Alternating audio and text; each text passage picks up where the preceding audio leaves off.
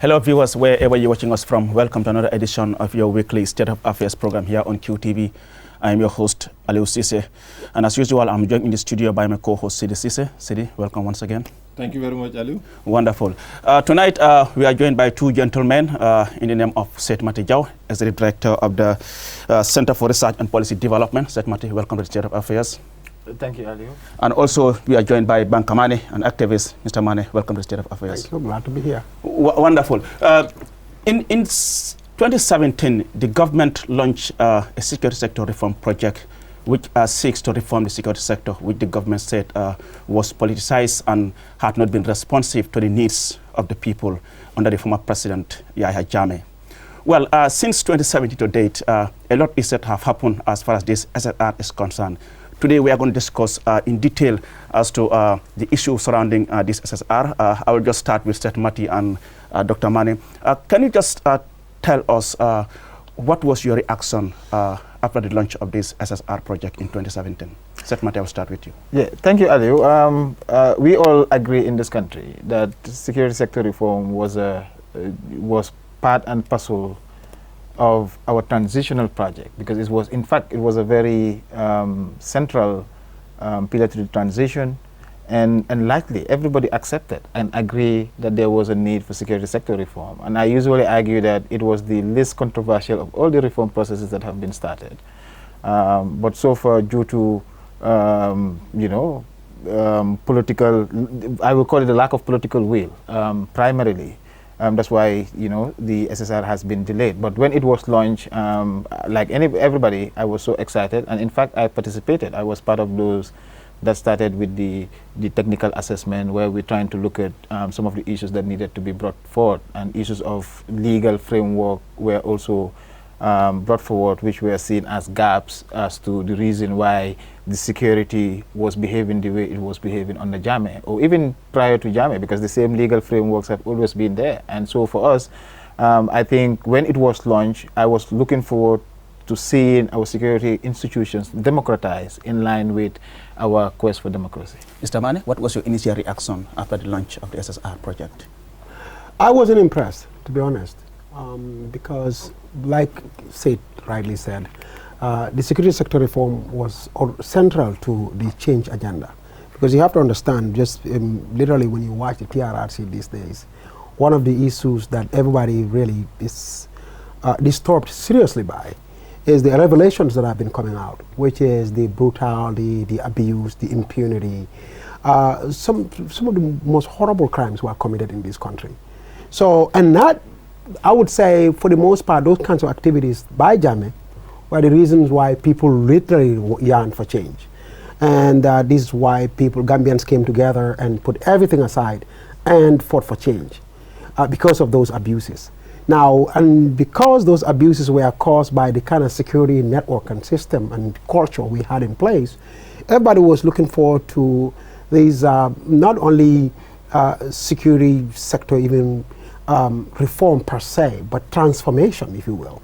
One that's going to look at the whole entire infrastructure and the layout and the culture, and changed it completely to something new, different, that was going to address our desires and our aspirations as far as our national security and our personal security is concerned.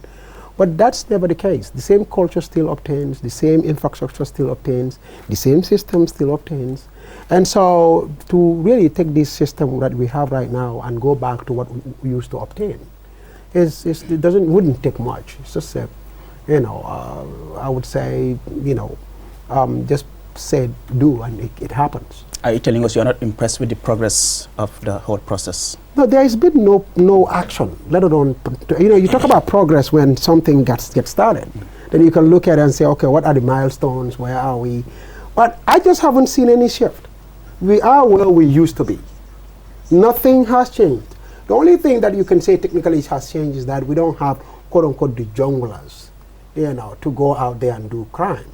But those same individuals and the operators and the people who sustain that very system are still in the security forces. But talking about the process, obviously people will say something has been happening. We've had the national security policy being launched by the president in 2019, and even the national security strategy. So obviously something has been happening.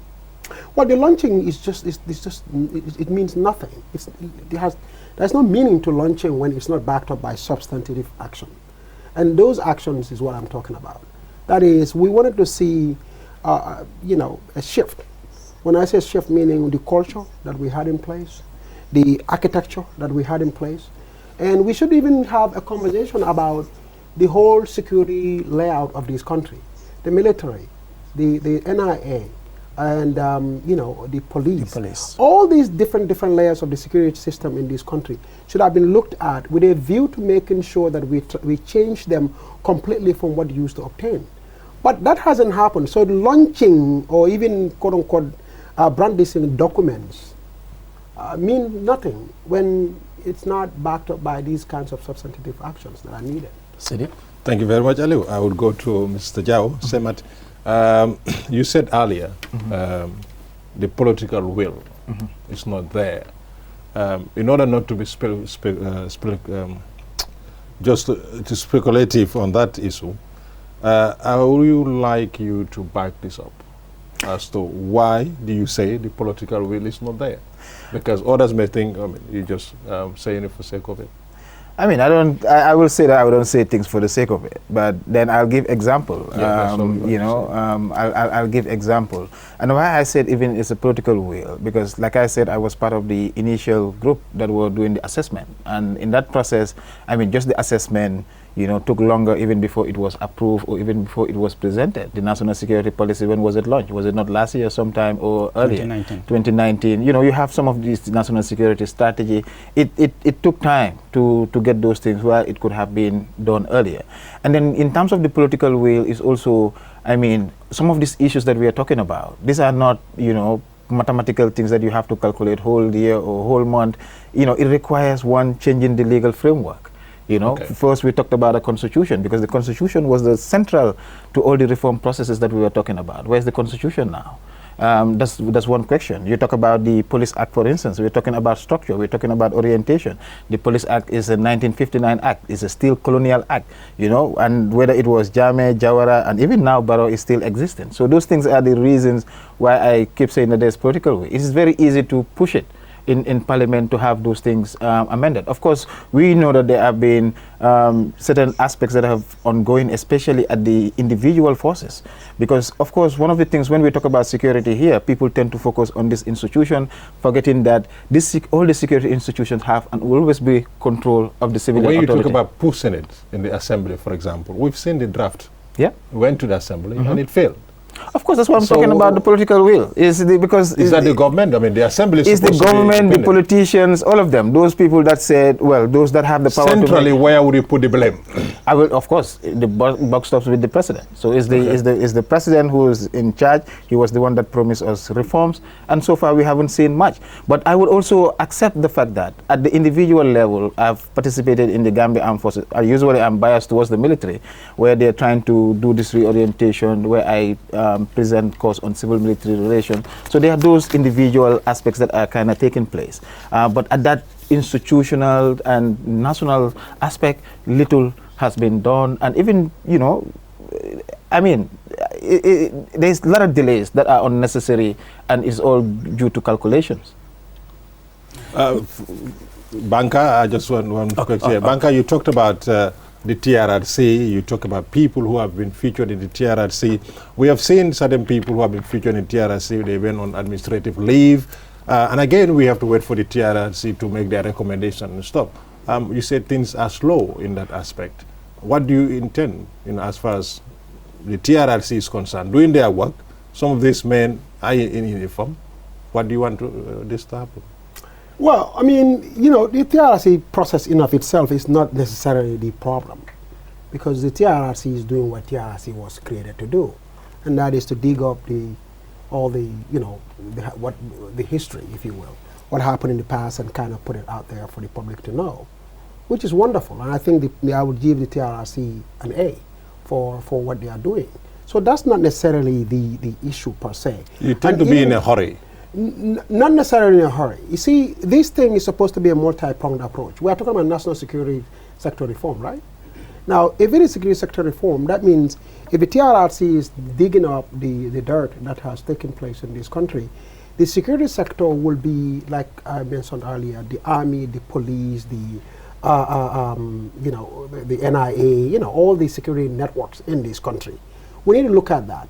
And also the culture that obtains. Because if you look at it, let's talk about national security in of itself. I think that will give us, myself, even a better picture.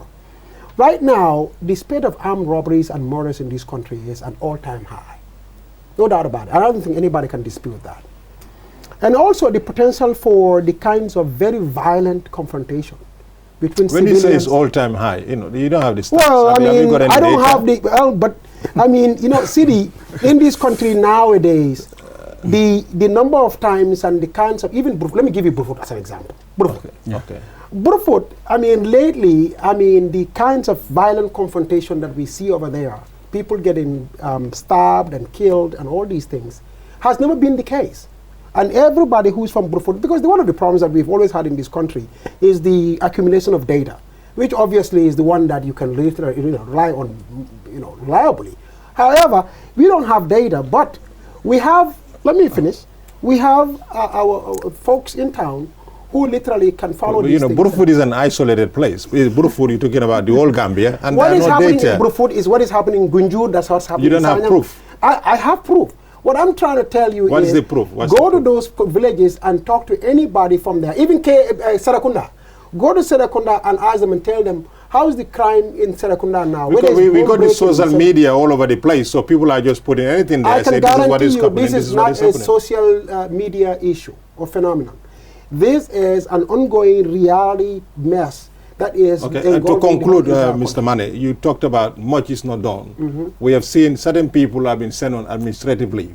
Let's take an example for Alhaji Martin, for example. He was in the army, he's a general or whatever, but he's at home waiting for a verdict or whatever. So is that not seen as a move? This one-off kind of instance that you. It's not one of. I think quite a number of them. Malik Jatta, for example. Sidi, right now in this country, essentially what we have is a system in place that is literally the same from the old. True or false? When I say, I can okay, all right. Let me help you there. Yeah.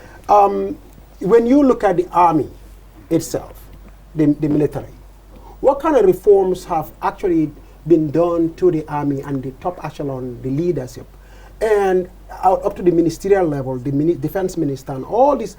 You got to understand, the old Jammeh system infrastructure that we have in place and the personnel that used to run these shows are still in the system.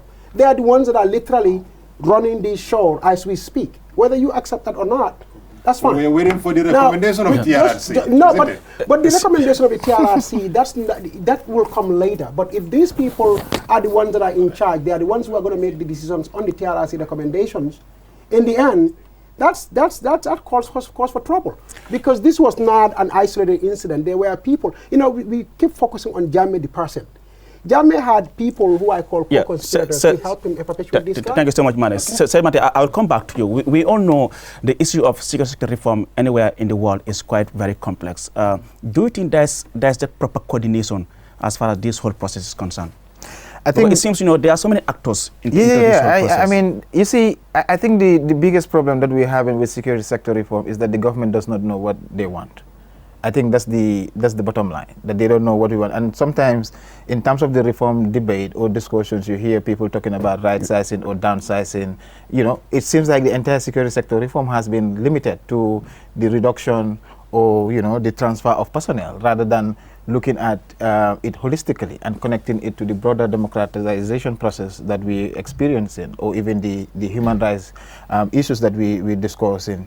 Of course, I think first the government does not have a clear idea exactly as to what sort of a policy direction they want to get. Of course, we've seen national security policy, we have seen the national security sector strategy, but it's still not as clear as people will want it to be.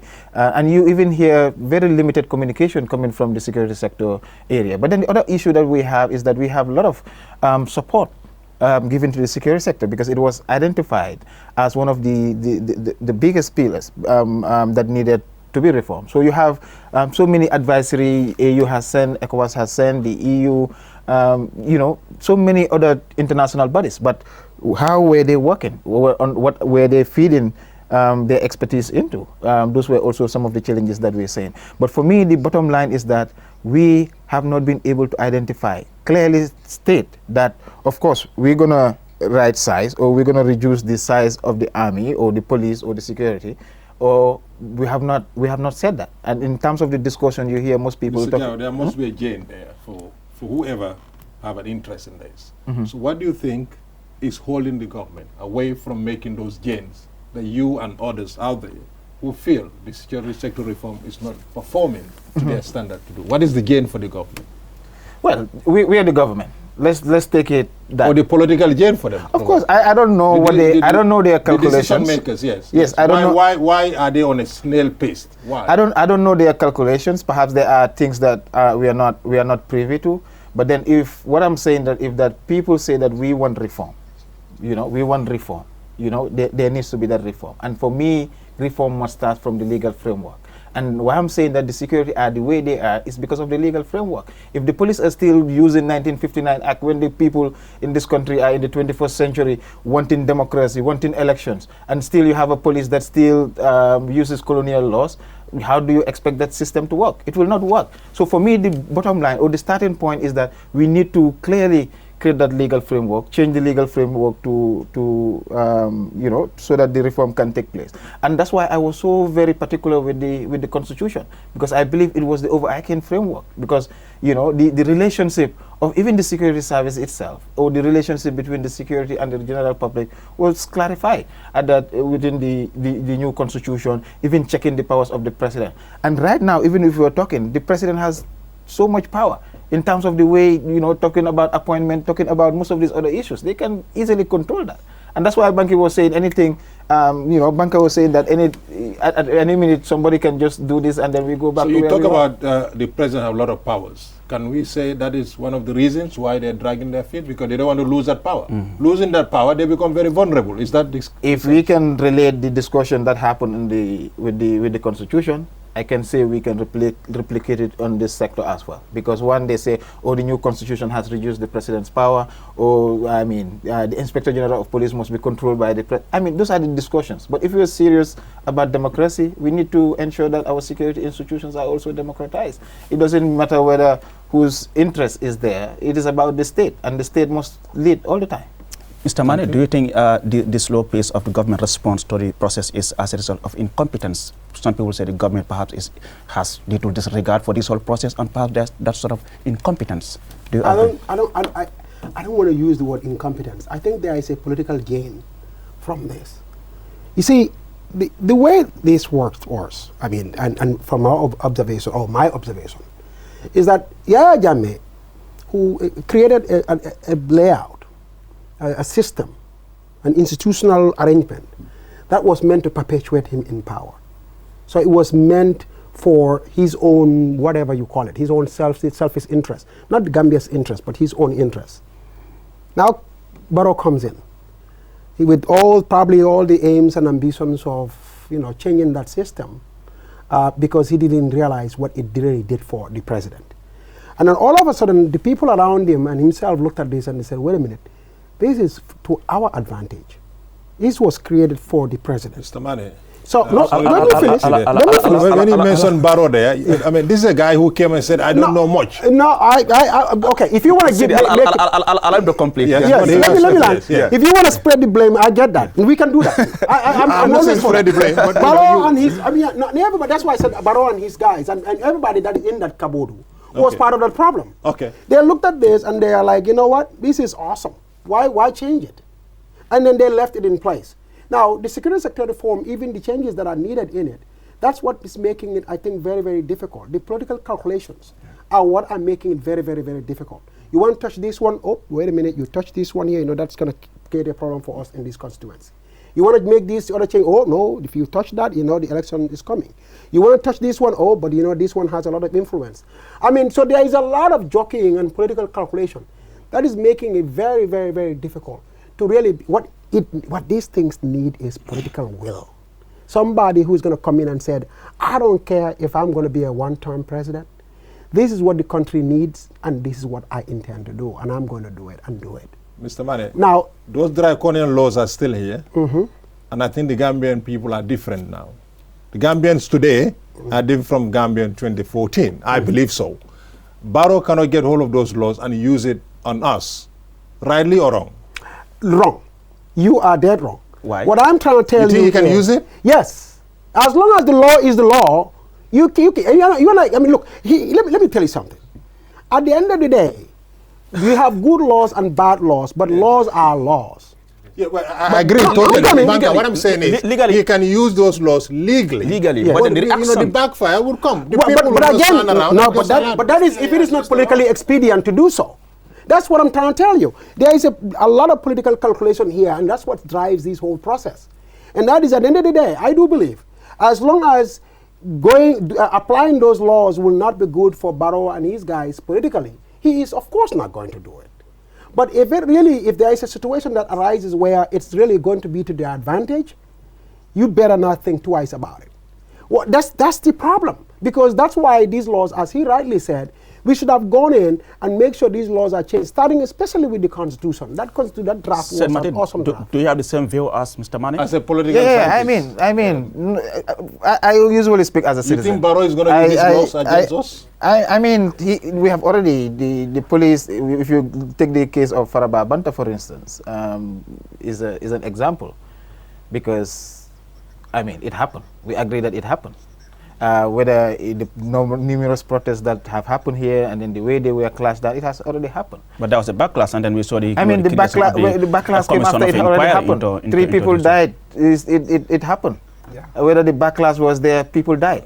So what we are trying to say, and where I disagree with Banker is that the laws were designed by Jammeh. It's like what is happening right now. I'm giving you, for instance, the Gambia Armed Forces Act was created in 1985. Jammeh was not here. The Police Act was 1959.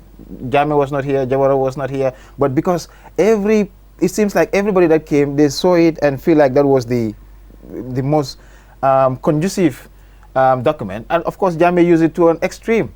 By abusing his authority, creating some extra. So you think lessons are in learned from, say, for example, you mentioned the Faraba incident. Lessons are in learned for our security forces? It has not been, because for me, my point is that there is a limit. You see, it's like we are using Windows, this software, this old software. 486.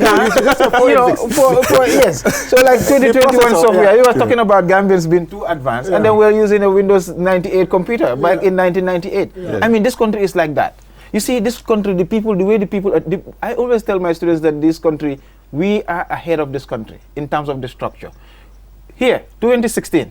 Democracy, we had, a regime change, democracy overnight, but still the institutions are still the same. Yeah, but Semati, you're talking about these laws that you said were there well before Jammeh even came to power. But, I mean, things were different from Jawara and Jammeh. Do you think it's about the law or is the government in place? I think the law is our best safeguard. But again, it's up to the individual and how they implement the law. And that's why under Jammeh we see, of course, he had benefit. He was given, extra powers that I don't think was even required, but he abused those things. So people will tend to abuse, and people are breaking the law. But at least for us, generally the law must be the best safeguard, so that people can fall back to it. When people were given directives, do this, do that, just by Mr. Jao, phone. as a political scientist, you talk about these laws. They were here before Sadauda. They were here before Jammeh. Likewise, Adama Barrow. But if you looked at what Jammeh did, Jammeh destroyed all. So it's about the political power, isn't it? It's not about. I'm not disagreeing. Yes. I'm not disagreeing that individuals can use it, but I'm saying that the laws will always sometimes, if the laws are not. But this clear, is a guy who came and just bulldozed everything. Yeah, because if the laws are not so clear, if people can just give an order through telephone call as an executive directive and people take that, what do you expect will happen? You see, we need to fix our governance system. This is the biggest problem in this country. And security sector reform falls part of that. For me, I tend to disagree with a lot of people that feel like our security is as bad as we think. I feel like there are individuals that want to serve this country, and they've been doing that despite the challenges. And I think what is missing is that the civilian authority, the people that need to make the real changes, are the ones that are not making the real changes, because these are the people benefiting from those. You think the laws, when you talk about the laws, you talk about the people, you think the law is as bad as the people? Or is as good as the people? You know, we need to, you know, bring the contrast here. You know, these laws that we talked about are here before. Well, not necessarily. People See, that's enforce where them. I kind of have a different angle on that. I disagree with my brother there. Say, look, Jammeh had the Local Government Act. He had the Finance Act. He had all these acts and acts and acts. If you go back, you see that he literally came up with specific laws that were written by Jammeh and his cohorts that were meant to do nothing but to give him all the advantages. These laws are still in the books. They have those acts. You can go and look at the books. You can see them. They haven't been tampered with yet. And this new draft constitution, well, the draft that was just failed, would have taken care of all those bad laws that we have in our books right now. But that hasn't been done, because at the end of the day, here is where the issue is coming, the elephant in the room, and I will mention it right now. You see, Banka, in as much as, you know, we may dislike Jammeh, you cannot singly blame Jammeh. The political will was there. It's the people. So that's what I'm saying. Is the law as good as the people or bad as the people? No, when I say Jammeh, you know, look, at the end of the day, just look at even the TRRC. What I always tend to tell people is that there is a missing piece here that people tend to forget all the time. And what is that? And that is, it is our government, the Gambia government, Is that the has been Gambian the people. biggest perpetrator. No, Yes. just let me finish this. Yes. The Gambia government has been the biggest perpetrator, the chief culprit in all the crimes that have taken place against the Gambian people. Because you have to understand, even the Jammeh crimes, when you look at them closely, they were committed by people who literally were serving in our army, in our security forces. We are paying their salary, and they quote unquote were on official duties. When they went out there committing all kinds of crimes, they were sometimes wearing literally our uniform. They were on our time, on our clock, on our Gambia government clock. So Gambia government itself needs to be held to account here.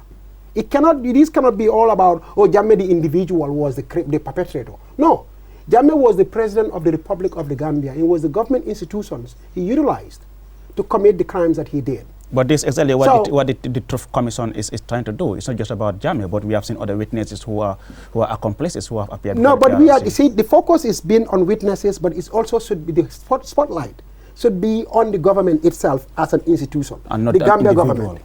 No, on all of them. But in other words, all the Banka, facets. we have seen deja vu here. We have seen the Jammeh Commission. Jammeh Commission. The Alkali Commission.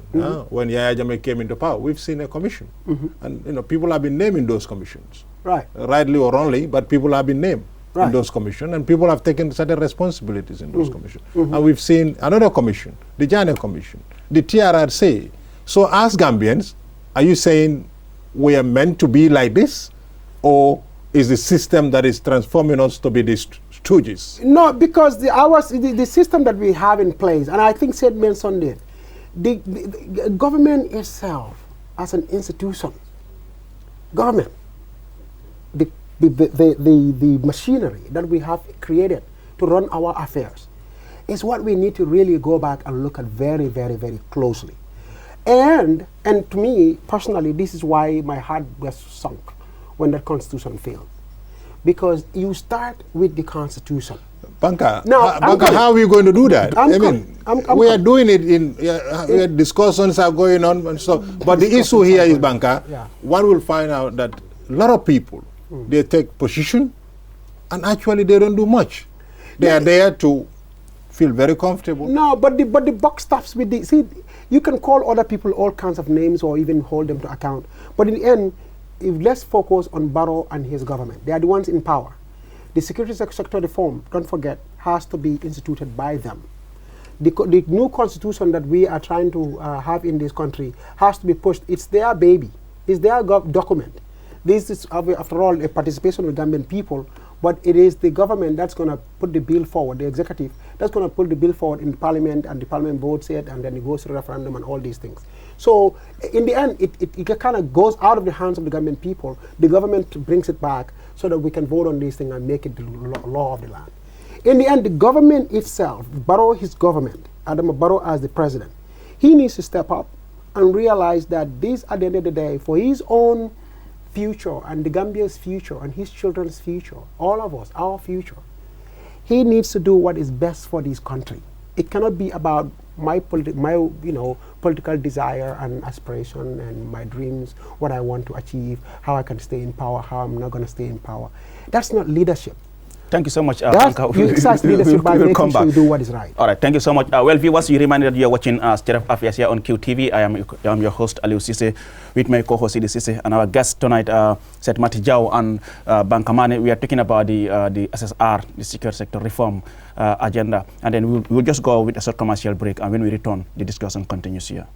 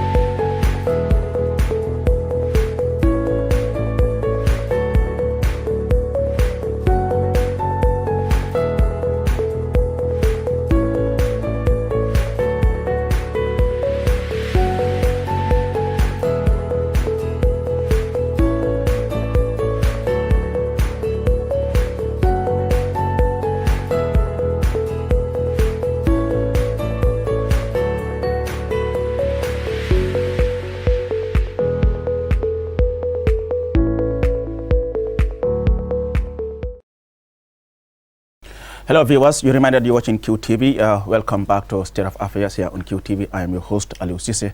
Like I said, my co-host is Idi Cissé, and our guests tonight are Seth Mati Jau and Bankamane. Well, Seth, before we go on the commercial break, you appear to be so much comfortable with the army.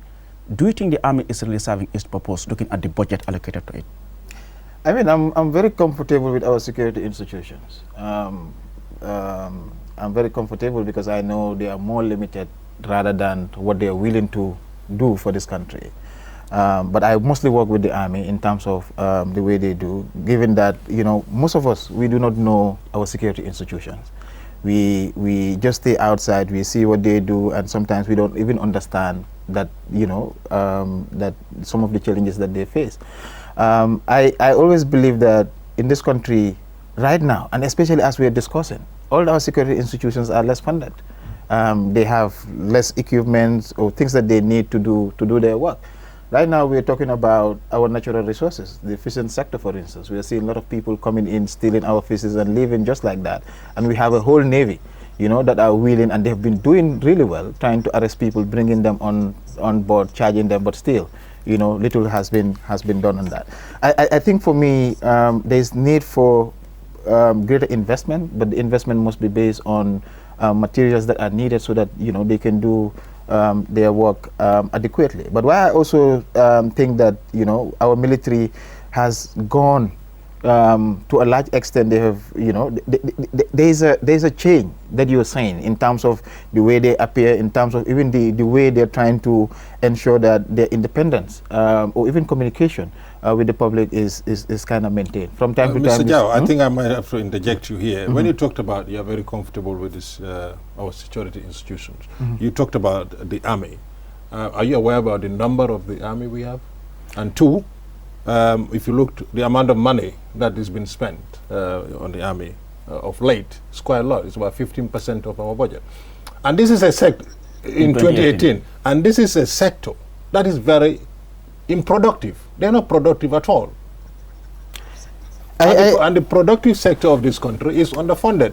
And you are throwing money to men and women in uniform who does nothing for us, basically. So what do you expect them to do for you? I'm asking you the question. You are very because you say, well, I'm comfortable because I know what they're doing. I give example of the Navy, what they're doing. Let's get this right. The Navy itself, just as part of the Army, what they're doing is one thing. You know, going in, arresting people that are stealing our natural resources and bring. but Unless we need to, I mean, let's come be on, clear here. I Let's be clear. would not agree that they are not doing anything, and I feel like that is even not in line with what is expected. I'm not, I have to take that personal, because I feel that these are people with the $5 or the $900 that they are paying, they are willing to sacrifice themselves for the greater good of this country. Okay. It's not them bringing to make you themselves- comfortable with Okay. this, let's take the Navy off, okay? Okay. But the Army, their primary duty is external defense. What Okay. are they doing? Their primary duty is to protect the sovereignty and territorial integrity of this country. And That's external defense. That's but then external defense. Do you expect to be in a state of conflict war? No, but In a state of continuous war, I mean. You not expect yourself to be that. Are they? You meaning that they're not because the army also is not like you need to continuously do something. The existence itself is a they need deterrent. to do something. They need, But what do they need? to do. You see, they need to do a lot. I They mean, need to do a lot. Mr. Cisse, here we were talking about the military, and I hear a lot of people, when they say they want to get into agriculture, everybody say, no, it will get you more powerful. And it is their constitutional right to engage in those activities. You see, we need to make use of our institutions. Our security institution, we need to make. At the university, the Faraba campus was built by the Army Engineering Corps, and they did a very amazing job there. They did that. So you see, we cannot just have a group of people that we can use in engineering, that we can use in agriculture, we can even use in education, because they have schools that they are. Mr. Jai, you fall in love with the army, and that is very clear. You fall in love with them, but what is important for us to understand? The army is our army. The police is our police. We understand my point is that, of course, we know that, you see, sometimes we speak in this country as if everything is normal. Yeah. This is where I don't want, that's not my departure point. I am departing from a fact that I know we have problems, we have challenges in this country, and we need to fix that. We cannot fix those while we just push that, oh, we don't need this, or we don't need. We need to look at those things critically and see how we fix them, No, it's how not we about help we them. don't need them, but we are talking about being productive. What do you mean productive? Somebody will say that I'm not productive at the university. What is productive? I know you are clearly listening. What sort of an army do you think? Exactly. What sort of an army do you think the country needs at the moment? I think, look, we have a very professional army. I agree with him 100%. With Jammeh, you see, what most people fail to understand is that even with Yahya Jammeh here, we had a very professional army. All Jammeh did was plucked out individuals from the army. They were still serving. Build this network of literally killers and then unleash them on the population. Our case was a very tragic case. The number of people who actually colluded to terrorize the whole Gambian nation. If you count them, we must interject. You said professional army. I disagree. No, but let me That's his opinion. That's his opinion. Let me finish. He needs to back that. Let me finish. Allow Banka to back that. And my point I'm not going to back that. No. My point is, Banka, we have seen political rallies where armies jump and dance, and these are not people who are killers. They are the Gambian armed forces who will dress APRC t-shirt and dance, Bukhara book, and dance, all sort of dance in front of us, and you are telling me they are professional. No. Where are you getting that from? Okay, let me land, and then we can talk about that. Okay, exactly. Okay? What I'm trying to say is that when you look at the army, the Gambian National Army as an institution itself, it is a very, very professional army. What is lacking? And I agree with Sid Mati a lot on this one. I used to hold the same view with Sidi. Why do you think it was a professional army? Why? And I'm coming. Yeah, the science. You see, when you look at the Gambian National Army in of itself, take out the individuals who literally, the junglers, those guys. That and those who are dancing, which is all of them. Dancing in a political rally, that's all of them. Let me, see, we were all there. Exactly. What? Do you want them to dance? No. That is, yes. So I cannot dance. Dancing Bukarabo doesn't make one an unprofessional soldier. Political let's get that out of the way. What I'm saying. Political platform. No, but what I'm trying to tell you. They are politicized. No. You cannot be professional when they are politicized. Let me finish. But let me finish. Okay, you mean that wasn't the end. No, but every time you interrupt me, then you make it very impossible for me to finish. The army itself. Yes. I'm talking about the army as an institution. The few armies, because this is not the whole entire army you are telling me we are all over the place dancing. They are dancing, all of them. All of them. See all of them. Hold on. What I'm trying to say is this, that the Gambian National Army as an institution has always been a very professional army. What Jammeh did was he gave them a very bad image by literally pulling out individuals from this army, like the junglers. And because the junglers itself, when you look at their history, in the beginning they were not what they came to be. It was not even intended to be that. Banker. This is no. Just let me finish. Okay, finish. You don't keep interrupting. Okay, all right. The jungle. This was meant for to be a group was created to go and guard the borders between Gambia and Senegal. That group right there, that was literally doing their job, going to the border and doing their work, was the one Jammeh turned to, and used them to do all these bad deeds that he started to do. The army itself as an institution. Now, the top echelon, I'm not going to exonerate them. These are all criminals. They are commanders, like Solbaji and all these guys. Don't get me wrong. But the little guy in the army who is just doing his job, going to work back and for that lieutenant, most likely probably wasn't aware of some of the things that were happening. Talk about this professionalism. No, I'm coming. And when you look at it, 1994, the government has not, those soldiers right there, those soldiers right there, when it came down to it, they didn't even fight for Jammeh, did they? They didn't. When it came down, literally, when it was the time to literally fight for Jammeh and die for him, did they? They refused to do it. That's what happened in this country. They refused to fight, but if he said let's fight, they will fight. Banker. Let's go to 1994. Banker. What needs to happen? Now, here's what needs to happen. Hold on. Here's what I think needs to happen. Allow him to land. Allow him. Where I would put the emphasis for security sector reform, for instance, is what this guy is talking about, just talked about, Said Mati. The army, as we know it all around the world, what they do is what this national army should be created to do. And that is, let me finish, Sidi, let me finish. But Sidi, let me land on this. The civil engineering corps, for instance, that needs to be expanded big time, so that you give more army personnel the training and the tools that they need to do those kinds of jobs. And these are transferable skills. That is, if they are let me finish. Yes. We need to move on because we talk about professionalism. Okay, now just to get this clear. 1994, the men you call professionals, the institution you call professionals, 1994. Topple the constitution of the government. So how can you call them professional? You talked about professionalism. Yes. Now let's move on. Sidi, let's move on. We are in 2021. Let's be clear. We are in 2021. We are talking about security sector reform. We are talking about our current challenges. Exactly. What happened in 1994 happened, and that was a reality that we face, and still is part of the challenges that we are facing. But that's the history. But now, in terms of Semati, yes, Semati, let's move on. We're talking about issue of SSR, and then we know the presence of the economic in the country. Many are arguing that their stay will depend on how fast this SSR process is. Do you think this SSR process will end anytime soon?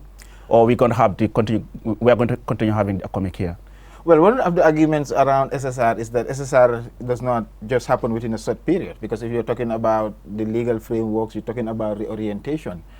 Because of course it's we need to reorient our people to be in line with the democratic norms, because of course we all agree that under Jammeh there was some element of dictatorship that we all agree existed, and the way even what Banker was trying to say, how Jammeh was able to control the security service, having direct power to control the NIA, and the same group were also, let's not forget that the same group that were picked from these people went back to the same military and the same security institutions and committed very crimes against these people. Those things must be accepted as well. But in terms of the economic, in 2018 we did the Afrobarometer survey, and people were divided in terms of whether economic should stay or they should leave. Because one of the things that we also say is that the longer economic stays, it will create some security vacuums that needs to be filled. And that's why right now I think one of the discussions is that what will happen after 2021, whether economic will continue, and there are even discussions or proposals around changing that to a policing force. But what I'm going to say, what I'm going to say is that Gambia has always been this idea of ECOMOG. We shouldn't forget our history. By the way, your Afrobarometer shows that 50% wanted them to leave. Of course, yes. And then yes, that's why we said that Gambians were divided in terms of, that was 2018. But now the new data is out, so we'll be subsequently releasing that, and we will see what Gambians prefer at this point. But what I want to say is that Gambia has always been part of this collective idea of securing our West Africa sub-region, whether it was ECOMIC in Liberia in 1989, it started here. Even the whole idea started here. We are not against, the idea of ECOMIC or the idea of collective security, but what we are saying is that you need to be in places where you are needed. And in this country right now, I think we have moved towards a certain level where even the security institutions themselves are the ones demanding that they want to be, even the military, complain that their role was not well captured during the constitutional review process. Because they're all demanding that they want to, they're demanding that they want to be governed in a way that is in line with the democratic norms. And I think this is progress that needs to be accepted and then pushed forward. For me, the longer ECOMIC stays, it might create problems, and the problems that it will create resentment within the, it's everywhere. People get jealous because they feel like their jobs which already exist. And all those, yes, it's which already manifested. I'll go to my friend. Your brother. Banker, okay. the ECOMIC, and the allow you ECOMIC. to go to bank. And the Look, ECOMIC. look, the ECOMIC stay or leave thing should not be a matter of public opinion shifting one direction or another. At the end of the day, this should be on a as need basis. And I do believe we need the ECOMIC here. I have a, maybe, I don't know whether this is unique as far as opinion is concerned. And I'm happy to be alone in it, even if it is. And that is, this idea that we don't need Senegal, the security forces, this, that, and the other. I think this is, people are saying these things because of these nationalist tendencies that we have. At the end of the day, our reality, whether it's our territorial reality, our cultural reality, our historical reality, whatever realities you look at, we need a security arrangement, not only security arrangement, but security integration. And not even in other areas, but since we are talking security, I will limit it to security. We need a serious, credible security integration with Senegal. We have to. We don't even have a choice. You see, the old... Why? You say we have no choice. Why? Here's why. Because one, Senegal surrounds us literally on all sides except the Atlantic. That's it. And with that, Senegal is literally our buffer on many fronts. I mean, if anybody wants to attack the Gambia, you don't have a choice but to come through Senegal unless you take the sea. So at the end of the day, Senegal is literally our buffer, security-wise, unless we are afraid of Senegal invading us and taking us over. So in the end, what we need to have is, like for instance, the good old arrangement that we had with Senegal before, after the 81 coup. That was, the Confederate Army system. That, I do believe we need such an arrangement. But where we can have the armies integrate in a fashion where Gambian soldiers will serve in Senegal, Senegalese armies will serve in the Gambia, in a very intertwined or intermingled security system, so that in the end the two countries can look after each other. So Banker, in this case, are you saying perhaps then we don't need an army? We just need an strengthened internal. No, we need an army of our own. But already you're saying we have Senegal as our buffer. No, but but again, with that kind of arrangement, you just don't want the what I would call hand yourself to Senegal and say, Senegal, you just secure us, and we are just going to follow ourselves. We have to provide. What I'm saying is, we have to have our army, the Gambian National Army. We need to have a security arrangement in Senegal where these two countries, their armies behave in a borderless fashion, where they can go into each other's country and serve over there and protect each other. Because we literally don't have even a choice around this. This is what needs to happen. Anything without that, this idea that Senegal should leave us alone and ECOMIC should all go, we have our own security, here we are, we protect ourselves. Okay. I think this is just, Mr. Jau, the nationalist idea, but it doesn't stand in line with reality. The Police Act of 1959. I'm aware. No, I know, it rather is it. We saw the EU and other development partners had helped the police to draft a new police act, but we all know it's cut and dust. What sort of police reforms do you foresee happening as far as the Gambia Police Force is concerned? Consider when you go to police stations now, and not only the police, the SIS, and then what sort of reform do you foresee? I think this is why I was talking about the political will when you talked about that the legal framework that was drafted is still gathering dust.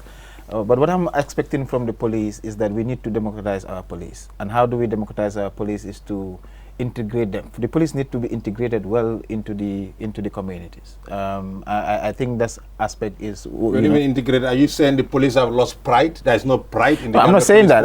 If I'm saying integrated, I'm talking about community policing. So you think these are things. You think pride is in policing in the Gambia? What is pride? I mean, you know what is pride. No, I'm not speaking in those terms. I'm talking about the police becoming more accessible, being part of the community. You know, even the way that we fight crime. We don't wait for people to come and report crime, you know, having patrol. But right now, if you look at the way that the police, like in this country, everything is focused on this greater Banjul area. We forget that the rest of the society or the rest of the country is part of that. We see people entering and, you know, leaving. But then the other part of the police, I think the police, just like the army, just like every security outfit, they need materials that they can do their work. I prefer to see police in patrol cars moving around and having police station, you know, or police station in every corner of this You're country. talking about community policing and democratization. Yeah, so I think that's the element. But then the other important change that I feel is that, of course, there is a need for more training. The police, sometimes I feel people want to do their job, but they're also limited. That's why the pride. Yes. I come back to the pride, and you have to take this word in. I mean, I believe that they're all here to serve, and I always like that. Being here to serve and having the pride in there is missing. You know, I want to see our police officers in the street, you know, neat and tidy and looking great. I mean, you're looking on the surface. I'm more of a functional guy. That's what I'm saying. What sort of reforms do you want to see in the police, the SIS? Well, the SIS, they should be out of the business of arresting and, you know, interrogating people. Well, they are not doing that anymore. Well, I'm just saying they should never have been. That should never have been their case. But that's okay if they are not doing that anymore. What as far as the SIS itself is concerned, and I'll come to the police. You see, the NSS, that was the SIS before, you know, before the NIA, the NSS. I mean, the NSS operated here in this country for ages. Many people did not even know who was an NSS and who wasn't. They were just as, for the most part, clandestine and doing their job, and my roommate was an NSS. But most people didn't even know that he was working for the NSS back in the days. Because he will go to the airport, come back. He looked like a regular employee at the airport and come back. He never went out there arresting people or interrogating this or doing that and doing that. He was just gathering intelligence. That's what he was doing. The SIS needs to go back to that culture and that way of doing business. People should not be here worrying about whether the SIS is going to come after you or not. Coming to the police. Now, I know you said they don't arrest people anymore. That's wonderful. I hope that culture continues, or even they go take it a step further and go back to the NSS days, how it used to be. I would like to see that. Now, the police, on the other hand, I disagree with you, Siri. You see, the Gambia, most of the police officers I see on the road now, and my last trip before this one when I was here in 2018, I wasn't happy with the way the police were operating at all. One day we were... What are you not happy with? No, because they were setting up checkpoints everywhere they liked. And did you say you agree with me or you disagree? No, I'm coming to that. Let me just land.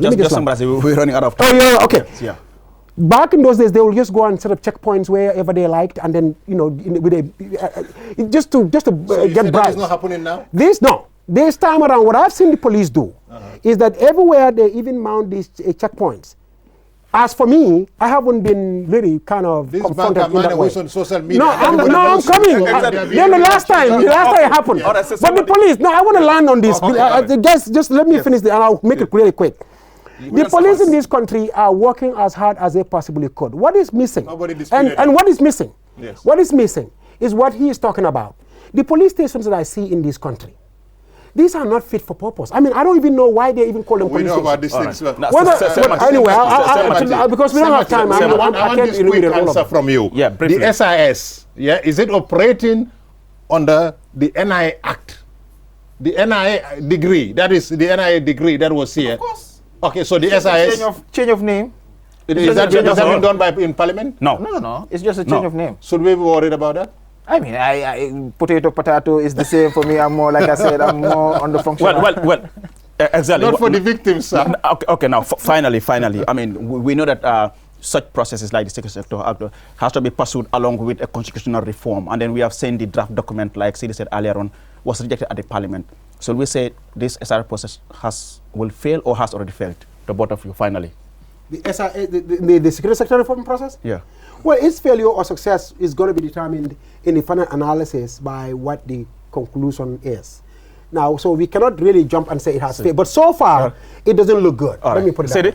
Yes, Sir Mati? I think there is progress. I feel it is slow. I think there is need for civilian authority to take more leadership and to drive the change. All right. Thank you so much. Thank you so much. Well, viewers, with that, we come to the end of this edition of the State of Affairs here on QTV. I was your host, Aliou Cissé, with my co-host, Sidi Cissé, and our guests tonight were Seth Mati Jau and Bankamane. Gentlemen, thank you so much for being with us on this program. Until then, join us next Friday. Like we do it, this program is repeated on Sunday at 10 a.m. Thank you for watching. Bye-bye. Thank you.